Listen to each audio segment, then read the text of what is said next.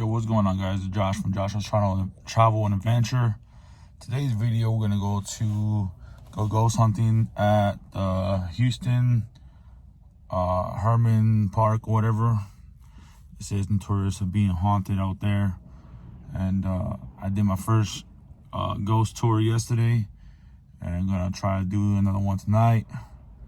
And normally don't do these kind of videos on my channel, but you know, I always watch Ghost Adventures or Paranormal Files like that, you know what I mean? And I like to watch those kind of shows, and you know, might as well jump in too, you know what I mean? So eventually I'm gonna get the equipment for to do my own investigation and stuff like that with paranormal and stuff like that, you know what I mean?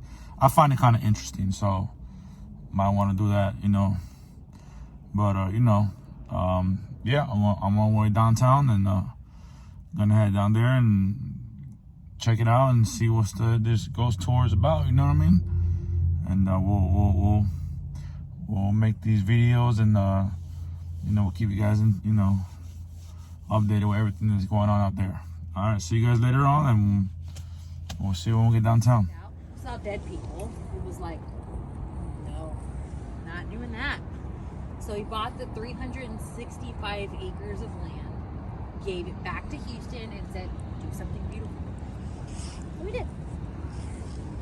However, Texas is one of the 4 states where we do not have to remove bodies when building over cemeteries. Build right over them. So those thousands of bodies are still over there. And sometimes remains do float up to the surface. Happens a lot during our hurricanes. Harvey had a lot of them. Now, any remains that do float to the surface, they are brought to the Museum of Natural Science for investigation. Make sure they do date back to Civil War times and not like 3 years ago. Instead, it's a homicide investigation. Any remains that, because now science is crazy, they can actually find out who the remains belong to, so they notify the relatives. And 9 times out of 10 so far, they've come and got the remains. There have been animal bones that have floated up to the surface, because when it was a cemetery, they also buried animals out there. Now, those remains were on display at the Museum of Natural Science, but now they've moved them to make space for all the traveling exhibits. When there isn't a traveling exhibit, those remains are taken place. So get kind of why it's haunted? Yeah. So, one of the reasons I like to start my tours right here, it's another reason why it's still an active cemetery, is our archway. Now, if you've been to Old Town Spring, they should have told you about archways. They're a doorway to the spirit world. They separate their world from ours, but spirits can't go through them. That's why cemeteries are haunted. Spirits can't leave. You have nowhere to go. Now, if you're sensitive to the supernatural, when you go through archways like this one, you might feel a little different. It's something completely out of the ordinary than what you feel right now. And it's completely different for each person. So if y'all like to go around and come through the archway, now knowing you're entering an active cemetery, please do so. Oh, we've been through this already.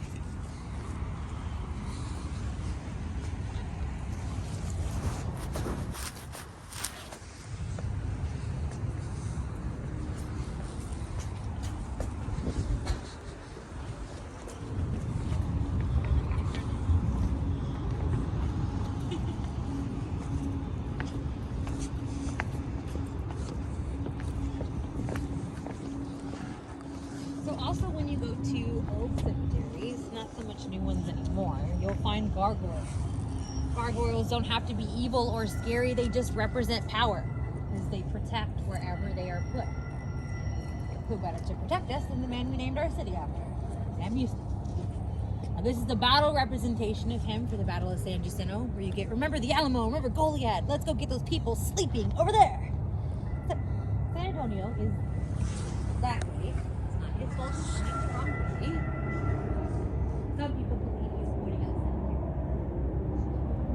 They knew what they were doing when they everything happened. So, during hurricane Hurricane Ike, he actually served a little bit of damage. His head whipped around like The Exorcist, and he looked like he was vomiting his cape. So when they fixed him, his head is about 3 inches in the opposite direction where it originally sat. So right here, he looks like the headless horseman. Now, does anyone know why there's only 2 feet of the horse on the ground?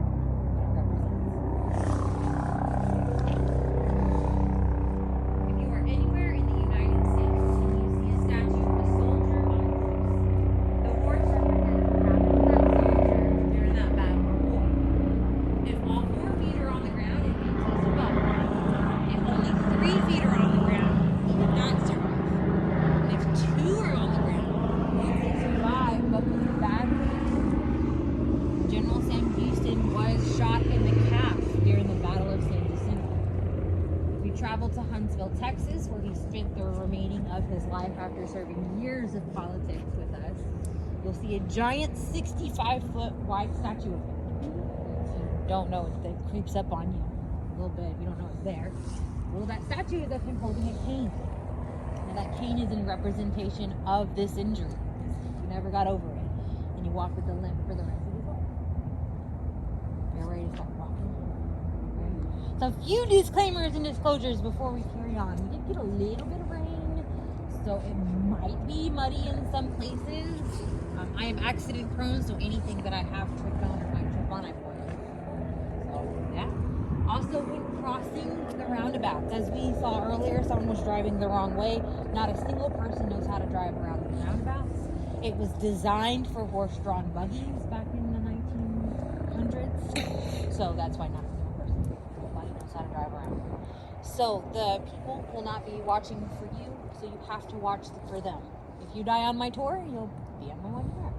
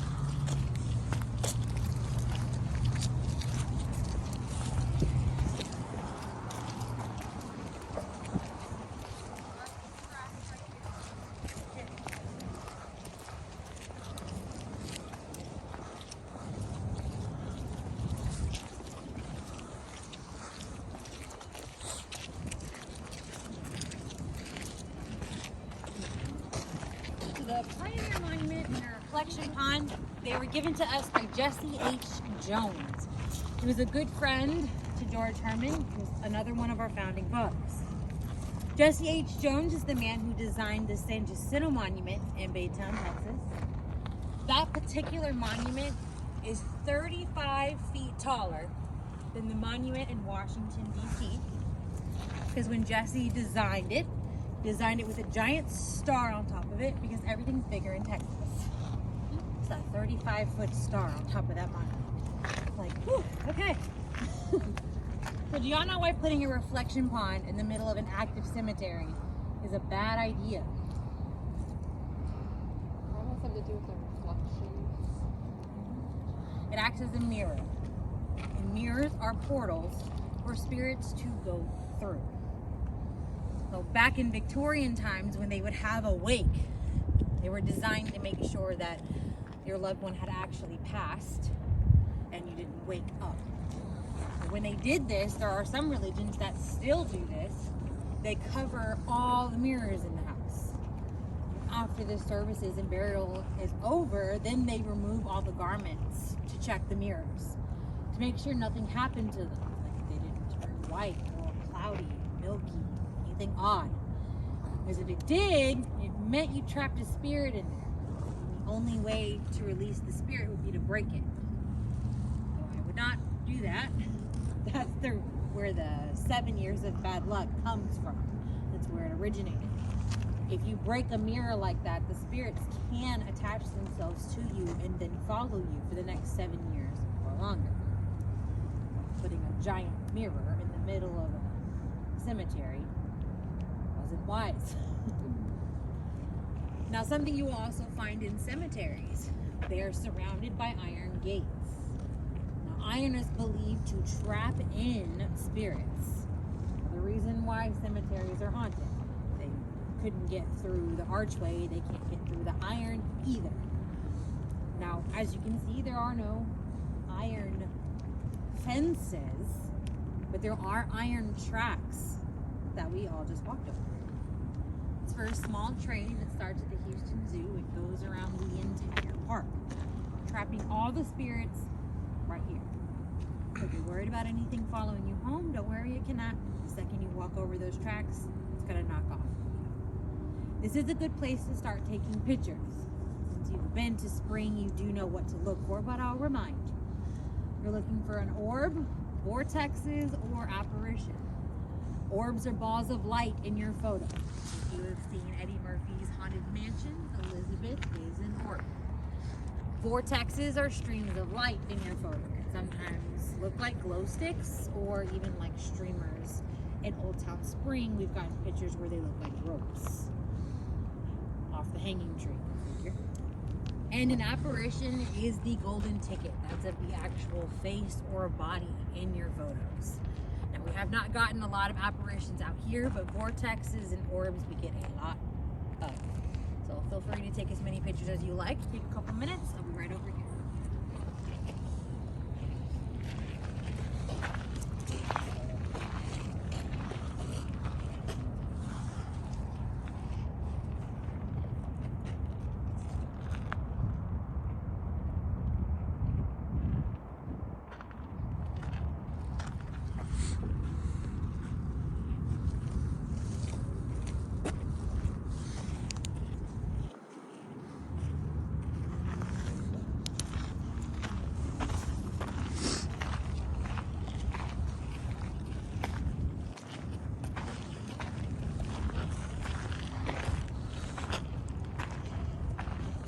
Anything now doesn't mean it won't show up later. That happens a lot out here, especially.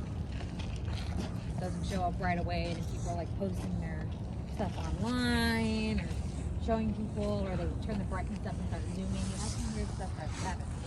And that's when we get them all sent in to us. Is there a certain setting we need to have our cameras on? Nope. The spirits want to show themselves to you. They won't. Okay.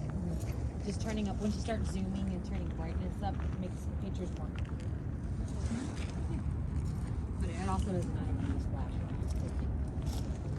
If you do catch anything, do send it in. All the pictures and videos online were taken by people on tours. We didn't take any of them. Makes them more real for you guys. We're gonna go now.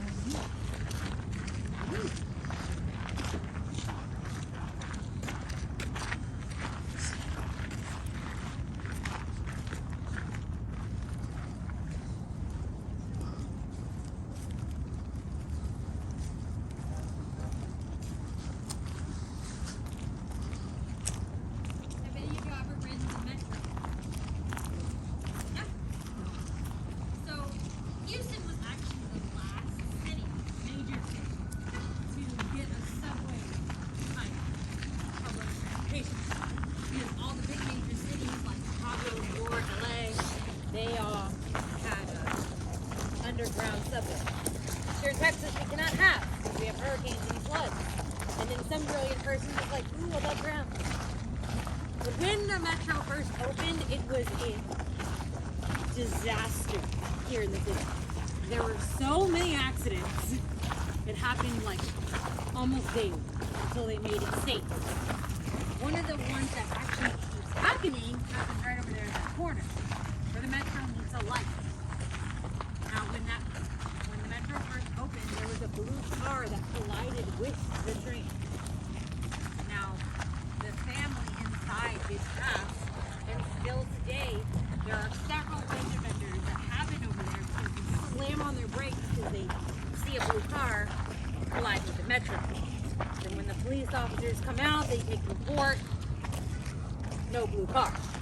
There's actually several police reports over this mysterious blue car that people keep seeing. If you're over there and you see a blue car hit the metro, use your best judgment.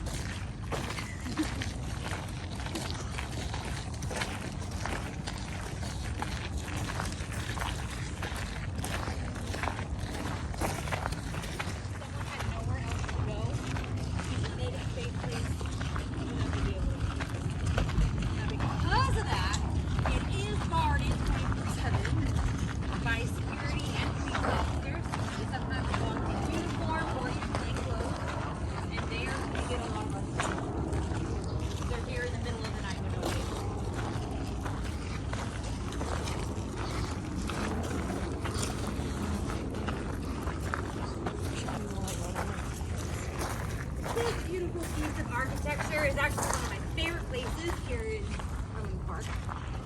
And how this is designed is so that back in the day, we believe this was here in the 1800s.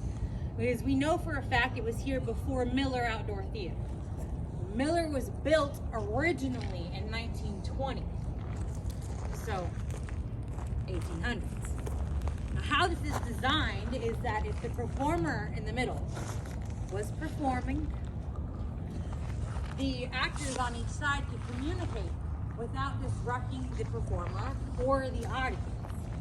Now, how they did that was talking to the wall, literally. One person on one end and the other on the other end. One person would talk to the arch part of the wall while the other one listened. And it sounds as if you're sitting right next to them. But if you're in the middle, it sounds like muffles or whispers. So we call this our whispering wall. You should definitely try it. Don't all go at once.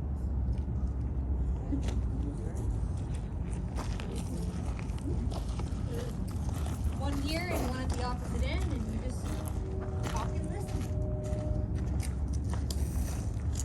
Right here on the arch part. Yeah, once it starts arching in.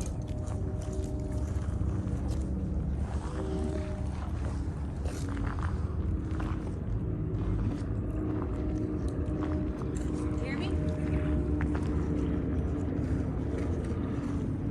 Someone else can come and talk if you want.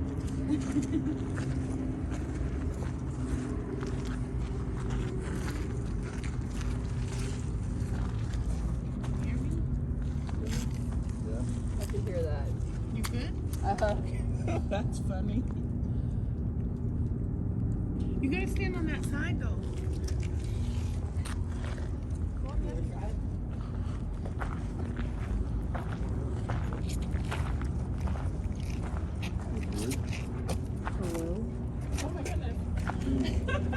Can you really hear something? Yeah. For real? It's weird. It's like It's like you're right there.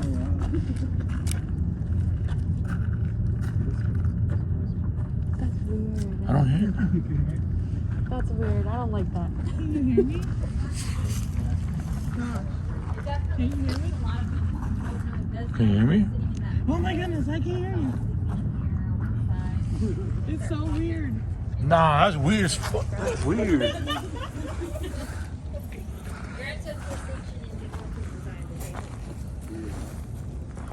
Something about the architecture. There's also baby bats that live up there. They don't come out with holes. They live up in the vines and up in the cracks in the wall. Something about the echoes they enjoy. They literally look like chicken nuggets with wings. During the summertime, as soon as people start talking, they start doing like that. Image of rats. Normally when it's cold, a lot of the like creepy crawlies don't like to come out, but sometimes rats do like run up on our house.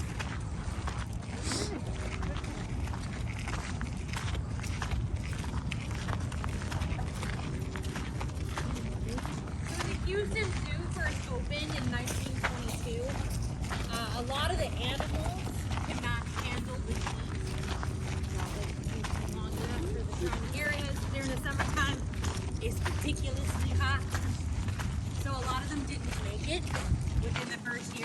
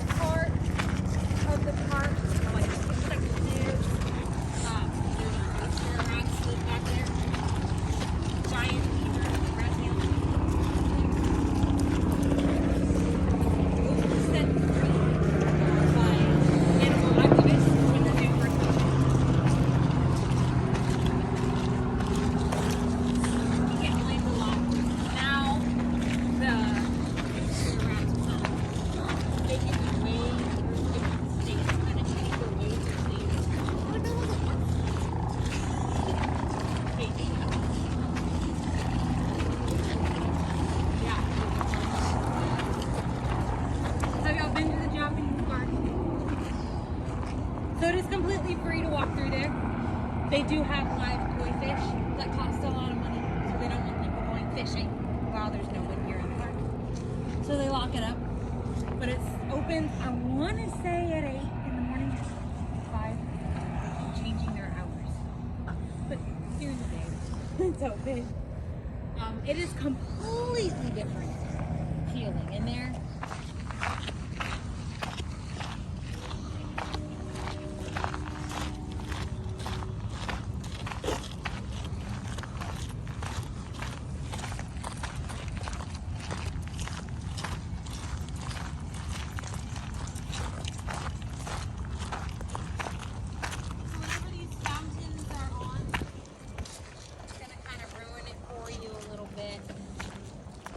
So scientists have actually tested those fountains because they're pushing out water from the back section of the park.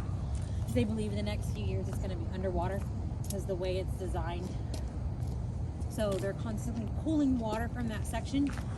I know scientists have tested it and it has very high levels of calcium in it. Believed to be all the bones that are buried back there and up here. So if you see kids drinking,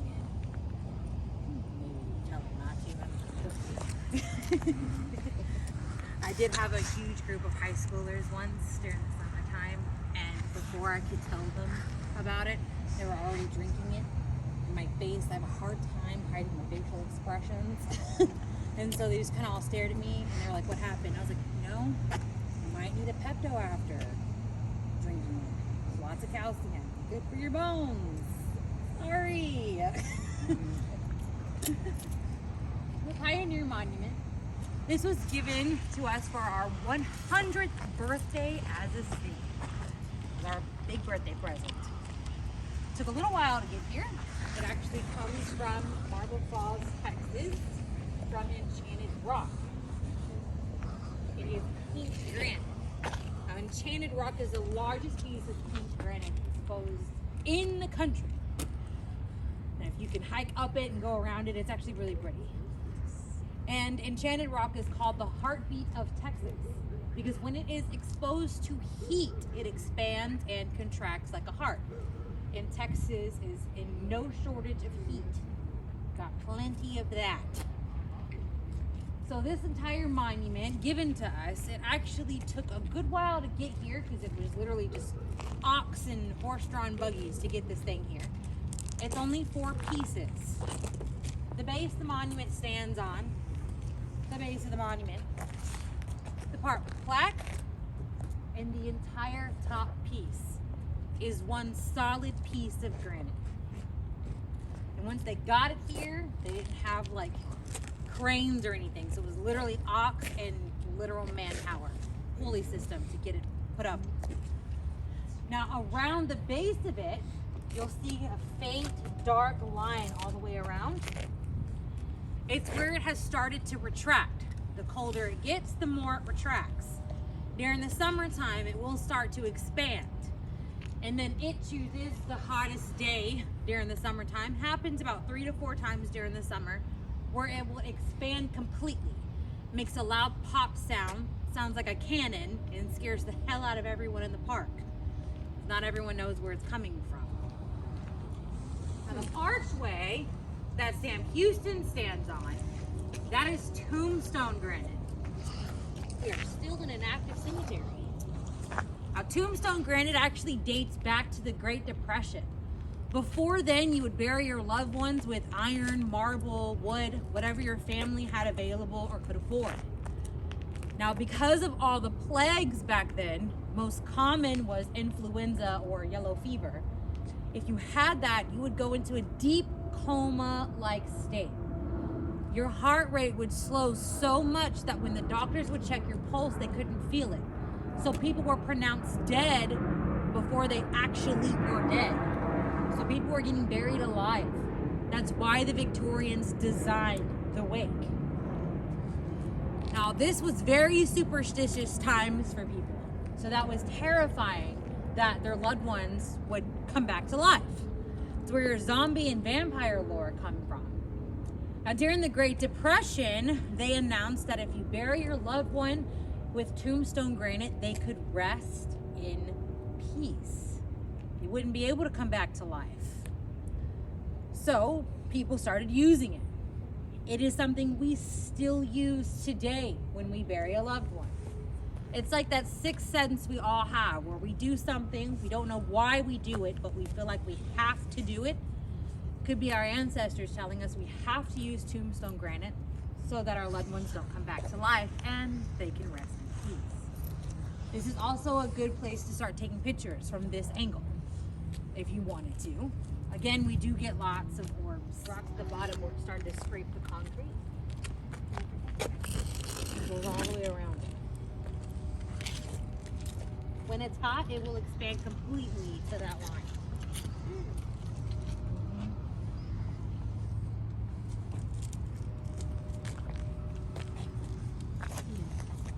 During my summer tours, I have to get here early to make sure it hasn't expanded all the way.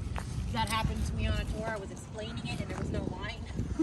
I was like, come back in a week. You see what I'm talking about. My boss got an email saying, she was right. And I was like, yeah.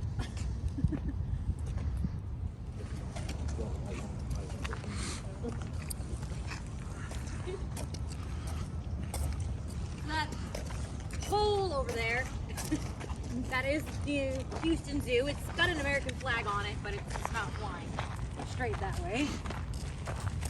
That's the Houston Zoo. Actually starts over there in that corner. So in 1980 to 1990, there was about 100 deaths, 150 deaths at the zoo. Lots of different reasons. So something that George Hermann wanted, almost missed it, yeah. George Hermann wanted, if you're terminally ill in any of his hospitals, even still today, you can visit the surrounding city events for free. Here in Houston, that means our museums, the ball games, and the zoo. So a lot of people were terminally ill when they go to the zoo. But we have been told by people who work there and zookeepers who are there overnight to care for the animals that even when there's no one there, still feels like there's a ton of people in the zoo. It could be all those souls walking around. Huh.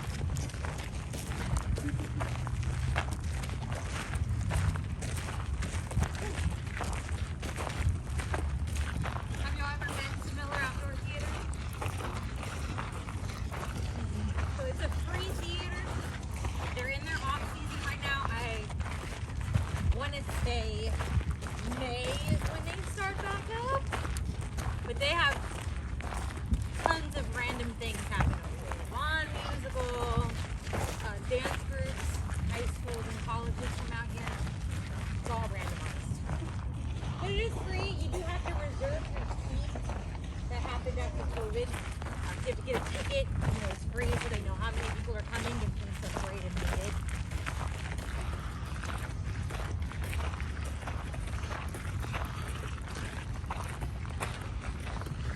There was once a Pink Floyd cover band. The perfect time for a tour. Everyone in the park was seeing crazy shit. Worked for us.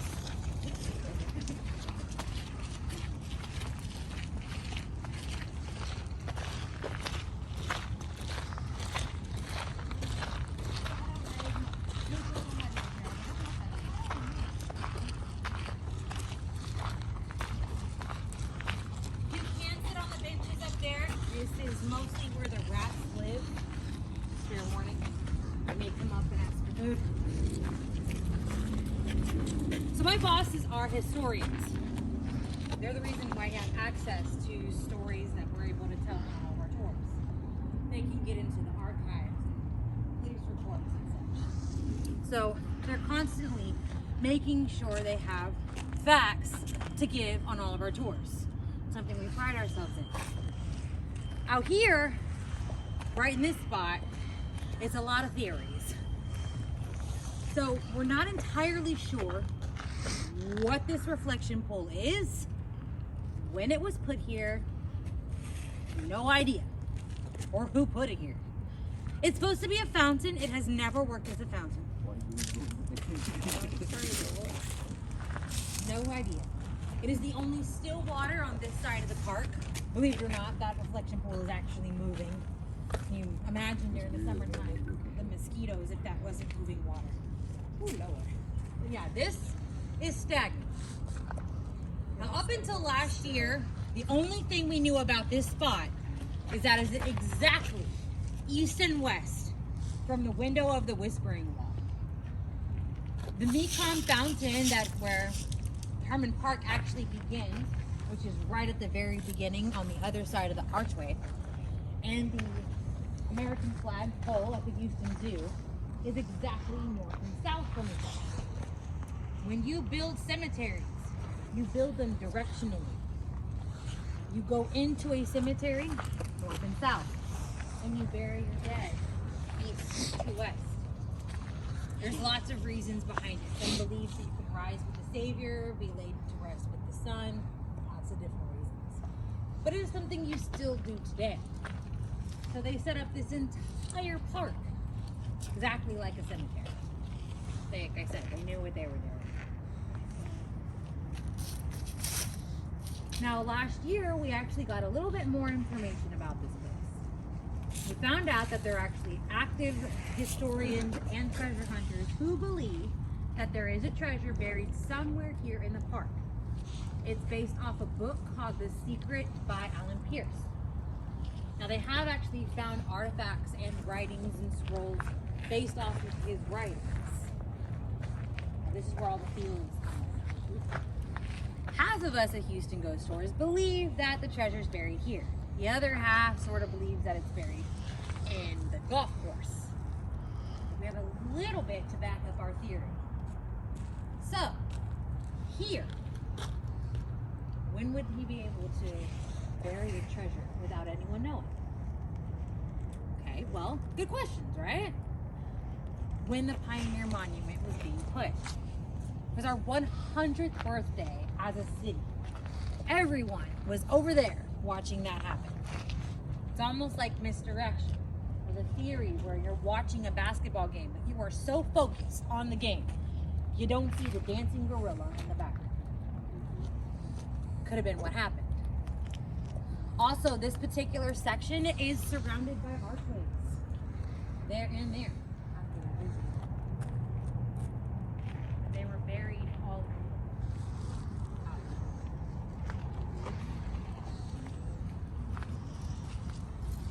Ready? We'll start walking. I'm sorry?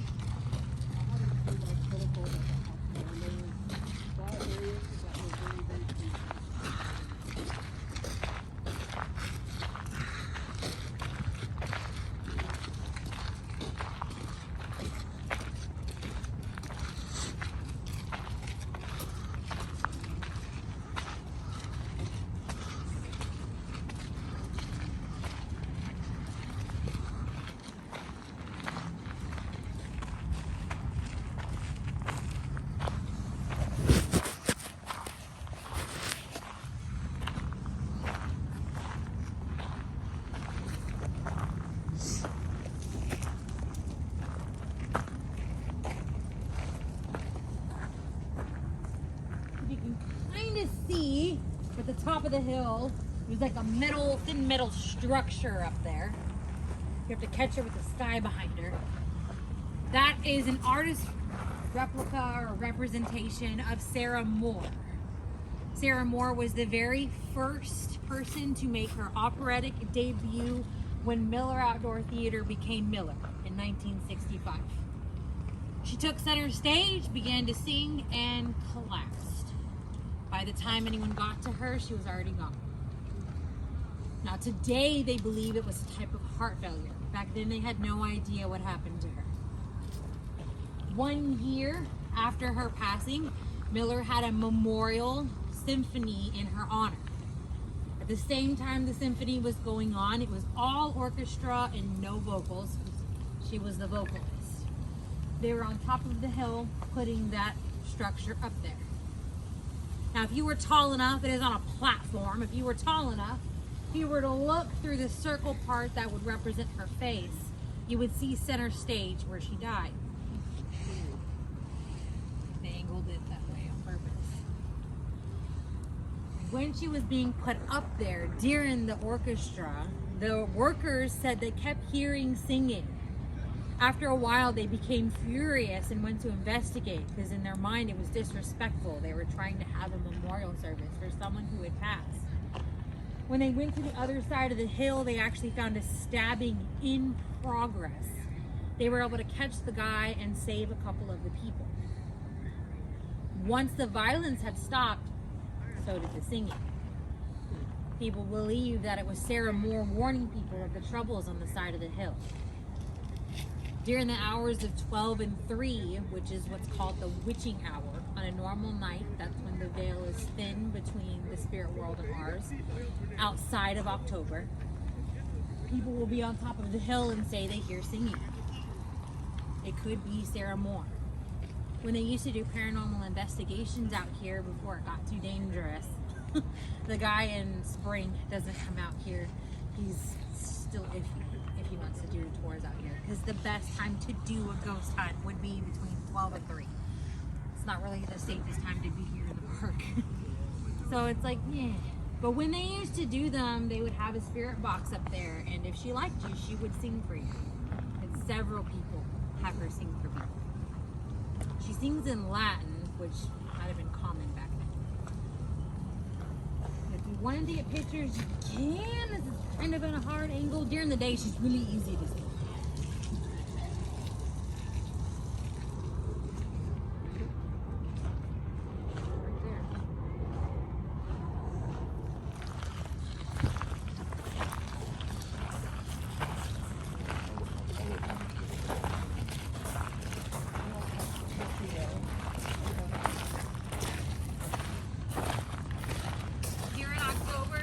There's at least one here in October. There's somebody up there doing a seance. The entire structure is surrounded by candles and people. I've never gone over there to see what they do.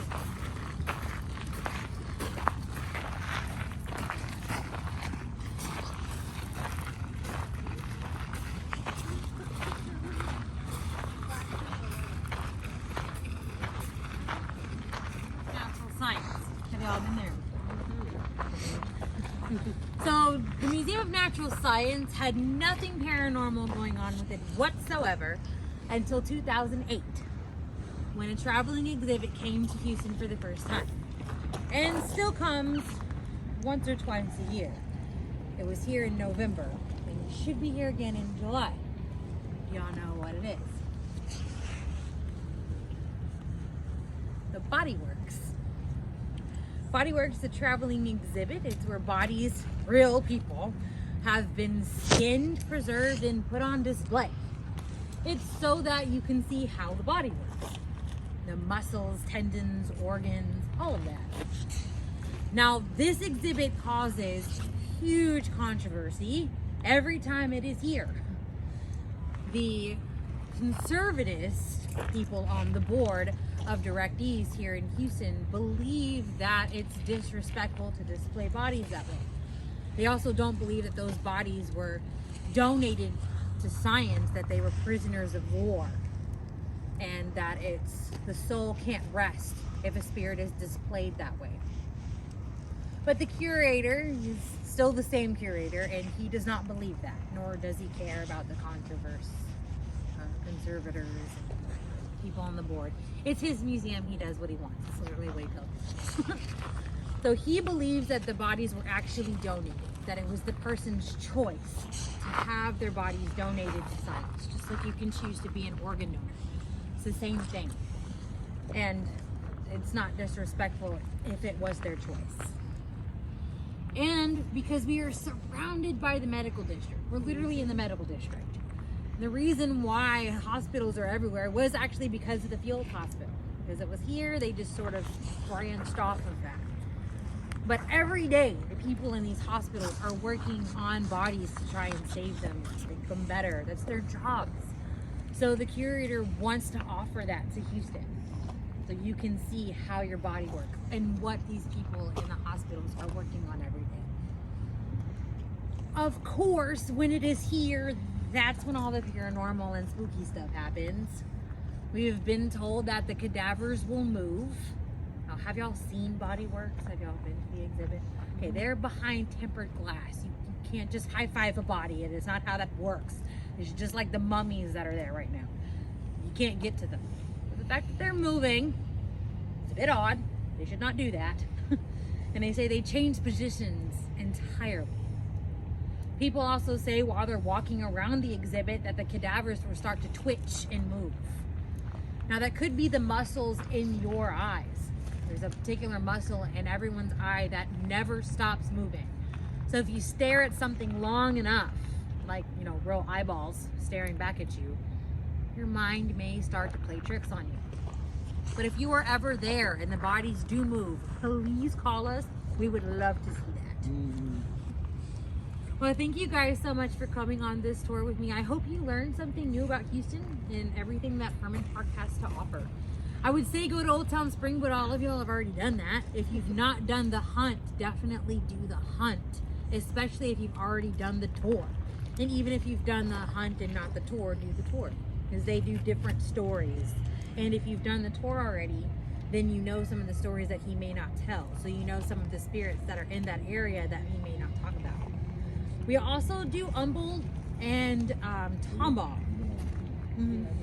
Those are private tours only at the moment because we only have one guide that goes all the way out there. He is my boss and he's fantastic. So you get a lot of information because his mind is packed full of it. But I do work for tips.